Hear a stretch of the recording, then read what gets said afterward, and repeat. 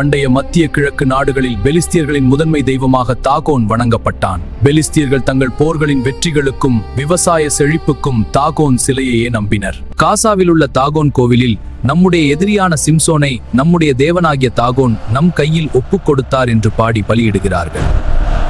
கண்கள் குருடாக்கப்பட்ட சிம்சோன் கடைசியாக தேவனிடம் ஒருமுறை பலம் கேட்கிறான்.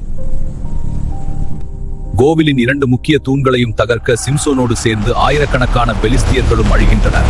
பெலிஸ்தியர்கள் போரில் உடன்படிக்கை பெட்டியை கைப்பற்றி வெற்றி சின்னமாக அதை அஸ்தோத்தில் தாகோன் கோவிலில் வைக்கிறார்கள்.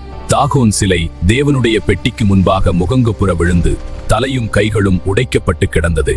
தாகோனுக்கு வெற்றி கொண்டாட்டமாக அமைந்த இடம் தேவ ஆவியானவரால் மாபெரும் கல்லறையானது. சவுல் போரில் மரித்த பிறகு பெலிஸ்தியர்கள் அவனது ஆயுதங்களை அஸ்தரோத்திலும் அவனது தலையை தாகோனின் கோவிலிலும் வைக்கிறார்கள். அடுத்து வரும் தாவீது ராஜா பெலிஸ்தியர்களை முழுமையாக முறியடித்து தேவனின் வல்லமையை மீண்டும் நிலைநாட்டுகிறார்.